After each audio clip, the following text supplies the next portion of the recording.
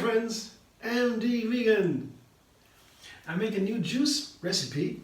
I always do it on my Gentle Juicefasting dates once a week. And I favor the beet juices. They are for making new flavors. I don't know anything like that. Beet is earth flavors. Yeah, it's a very strong vegetable.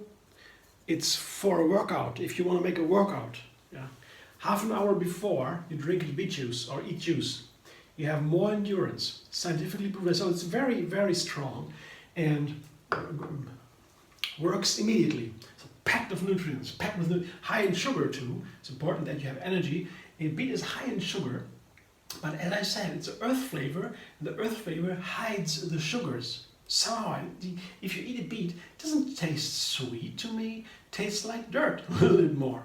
But if you put a sweet and sour fruit to it, for example, like a plum. Take a plum beet juice today. Yeah. Red plums. They have a wonderful sweet and sour flavor. I would say, among others, plums are the role model for the sweet sour flavors. Plums have an amazing sweet sour flavor. With the peel, you can't peel them because the sour flavor, the thing that you want with a plum is in the peel. And if you juice it, you notice that the whole complex flavors is in there in the juice. And if I add now the sweet sour flavor to the beet, to the earth flavor, all of a sudden it seems to me the sugars are released and the flavors come out like never before. I called the first time I noticed it when I made a mango beet juice. I was so amazed just by combining mango and beet in a juice. I called it Candy Kid flavor. A new name. I had to give it a new name because when I was little, I loved sweets more than I should. I was addicted. Okay, let that go. I became vegan and everything, healthy food and then I made the beet juice with mangoes. And I thought, wow, what's that? That's like when I was little, but this time it's healthy. So I call it Candy Kid. You know, as a kid, I loved the candy. And the Candy Kid flavors, if you combine the beet with these sweet sour fruit. Interesting, so to make, I use an orange today together with the beet or plum juice, yeah. But the orange has not the same effect as other sweet sour fruit. The orange, to me, seems to be something like the neutral element in flavor making with beets, in beet flavors. The orange does not make this extraordinary super Candy Kid flavor. No, if you put orange to a beet, it's a classical juice, orange beet juice. You have just beet flavor, but in a nice way. You don't taste the scratching in the throat. It's a very nice beet flavor. You taste the earth flavor. But if you put a mango to the beet, you get there's no more beet. The beet has vanished. You have this completely new flavor. You gotta try it. Try mango beet. It's blowing you away. I'm sure. I promise. It's really amazing.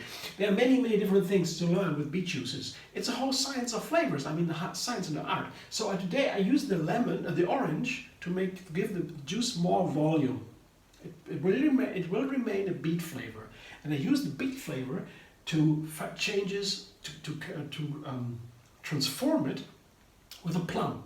Yeah, so it's a beet juice with oranges, and I refine them. I highlight the original flavors here in that juice with lemon and ginger. You see, I have a huge amount of ginger here, about 3 inches maybe, and a small lemon. I peel it, and I will add that. I like to add that to juices to highlight the original flavors. It wouldn't add a new flavor so much. That's heat. Yeah, the ginger adds heat. Yeah, the fire. Yeah, and the lemon makes it just a little bit more. You know, it tickles the sugars out a little bit more. I would say it's a counterpoint to the sugars, and they get a little bit highlighted there. So it's a very nice combination. Lemon also can fight the bitterness a little bit. Sometimes in the beet flavors we have a little bitter thing, and the lemon is good to balance that too. So I will make now my juice. Come back in a moment, taste it in front of you, show you what it's like. Wow, that's almost a liter. Fine juice. It's runny, and it's always different putting for example, mangoes yeah, they create a very thick, creamy juice, like peaches. Yeah. Oranges are very runny juice.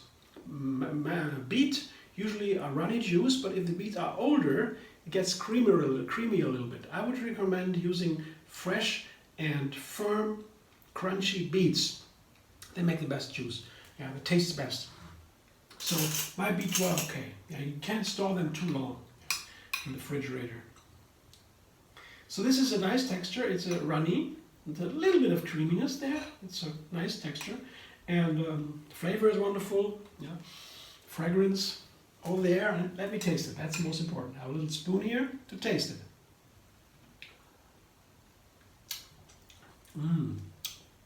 Awesome! Wow, wow.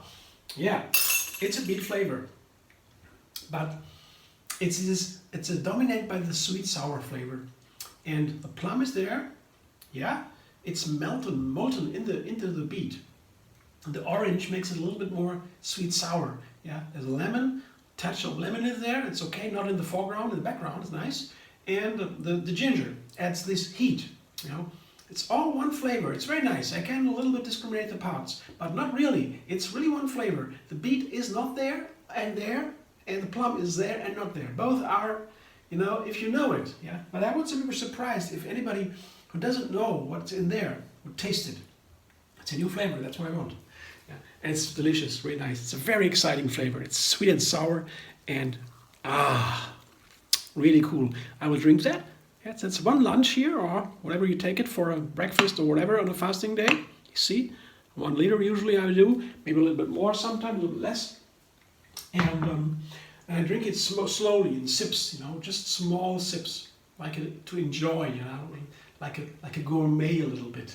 And it takes some time to drink all the juice, because otherwise, if I drink it fast, it goes into the blood like whoosh, and the sugar spikes. You know, that's not so good. Some people are a bit. And you know, the circulation, and so you get a little bit nervous, or so you shouldn't do that. That should be a fasting day. You take a time. Yeah, I don't have time to waste to eat. I don't need to cook. I don't need to cleanse up the kitchen or whatever. I don't need to do that. I just make the juices. That takes, yeah, I can cleanse the juice in 5 minutes. You know, put the ingredients together, cut it, juice it, wash it, done. Then I have a whole day off. For other things, I'm free, yeah? And there's also the digestion is also free. I don't digest on a fasting day. And the juices, they have no fiber. The fiber is out of the juice. That's what remains from the juice. This is the fiber. Yeah? The fiber is the food for the bacteria. Bacteria in the intestines, they love the fiber. They need to be fed good, because otherwise we are not healthy. They have a big part of our immune system, the bacteria. They have so many bacteria in the intestine that their quantity equals the brain. The same amount, even more. So it's very important to have these guys happy. These guys happy. The little guys have to be happy. And we best feed them greens, you know, fiber. That's what they love. A little bit from the fiber we take for ourselves, but not on a fasting day. It goes all, yeah, to the garden maybe. Yeah, you can feed your plants with the fiber. But the nutrients here, the main nutrients, go directly into the bloodstream. The sugar, the nutrients, the minerals, the vitamins, and so they go into the bloodstream directly and feed the body without digestion. So the digestion doesn't take a lot of energy away now. Usually from regular food, the digestion takes 60% of the bulk of the energy goes into digestion, only to digest. And see how important digestion is. But we, the mind, yeah, the organs, they don't get the energy. Only 40%. On fasting day, that's different. We get all the energy. Yeah? So that's why we feel a lot more intense. The senses are so clear. And that means the body has a lot more awareness, and the mind also, a lot more awareness, more energy. Energy is awareness. Yeah, the same. Yogis know that. That's an old yogic finding. Awareness is energy, the same. Consciousness and energy is the same. It's inseparable. Yeah? So there's a lot more awareness on the body, a lot more energy goes into the cleansing of every cell, and the mind gets clarity. You get what we don't need in the mind goes out. You find, for example, old hidden thoughts or feelings, reactions, you know, you get fears, you know. You come up, yeah. You come up and you see, oh, what's there? Let go away. I don't need you anymore. Let go. Yeah? So you tidy up everything. I tidy up my mind, my body, yeah? And after that, it can be a little bit a challenge. Sometimes if I begin the fasting, first year of fasting or so, can be a little bit challenging, when a lot of dirt is in the body, a lot of toxins and in the mind, fears, and so maybe I'm concerned about something, I have a little, problems or so, and then these things can be strong. So in that case, I go slow. I reduce the fasting. I don't do that much. Maybe after half the day, I begin to eat a little salad, to have a smoothie, a little more fiber, and the detoxification, the cleansing up, slows down. Because I want to feel great always. This is the basic feeling. That's why we call it gentle juice fasting. Because you always feel great. The greatness, the flow of energy in the body, the free flow, that makes the great feeling. That's that simple. If the energy flows free, you feel great. That's it. Simple as that. And you block the flow, you feel bad. Yeah, get sick. Not good. Yeah, no creativity. It has to flow. Always. Free. And that's why we want to feel great all the time. We want to have the energy flow, and then we can heal. If the energy flows, we heal from inside. The body heals itself. It's a perfect machine. It's wonderful. It's an organism. It's not a machine. It's an organism. Yeah, an organism. You call it correctly. So that organism heals itself by itself. And if you treat it right, yeah, if you allow the energy to flow, yeah, and with fear, pain, anxiousness, these flows are blocked. Yeah? You don't want that. Yeah? That's why if it's too much, yeah, you just slow down. And that's why we call it gentle juice fasting, and we do it every week, once a week. It's the rhythm of nature. Weeks, months, years, 7 years, 9 years, 11, 12 years. There are all these cycles. Yeah? It's ancient science. We don't take that so seriously today in our modern industrial culture. We don't talk about that a lot, but you can sure it is used in when the big companies who fly the great planes over the ocean around the world. They know it. They do the schedules for their flights, for the flight attendants and for the pilots. They are all according to these biorhythms, the circadian rhythms, and they know these things. Big companies know that. It's not a big thing to talk about, but everybody knows it, and they use it because it works. Same here, yeah. The weeks, the month, the years, decades, and so on. These are all rhythms in which our body, our immune systems, and so work. Yeah? And do it every week. It's the smallest rhythm, the smallest unit, the weeks. And that's why I do it every week, and I'm happy. And over the years, I don't need to stop anytime. It's a gentle juice fasting. It's not very intense. It's not very aggressive. Yeah, it's for everybody.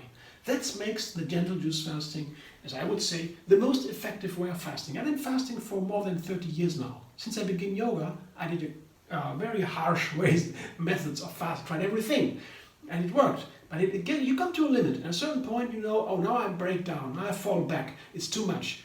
You can't control it. If you control it, if you have awareness all the time, every moment what you do, then you are good. Then you have the best success. And it constantly rises. You need patience, yeah? Constantly rises, and then you win. It's a winner. It's the most effective method for everybody. That's interesting, yeah?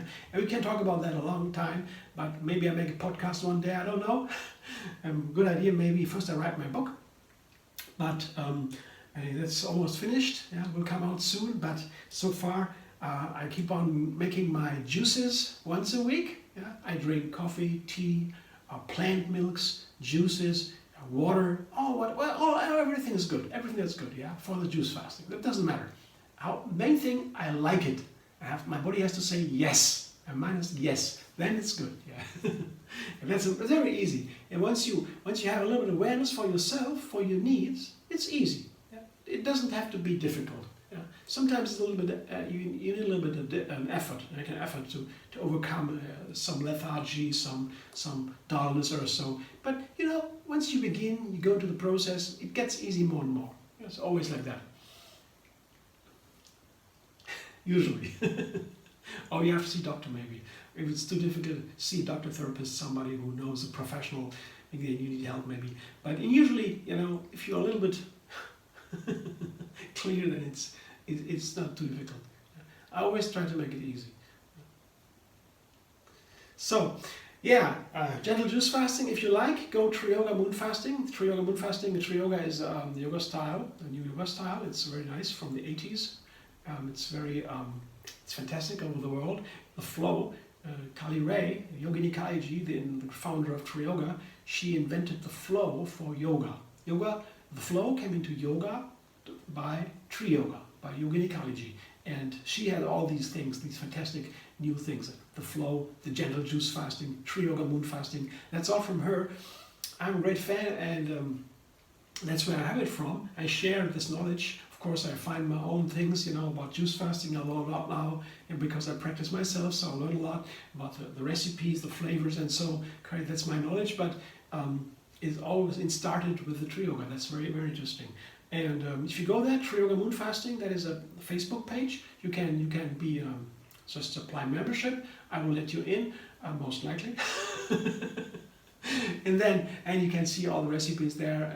Every week a new one. You have a moon calendar for the best fasting days, but don't worry about fasting days. Just any day would do. Yeah, just to your schedule. That you begin with your personal schedule. Juice fasting shouldn't be in the opposition to your daily schedule, to the duties, your seva, what you do in the society or your professional family or so, with your friends.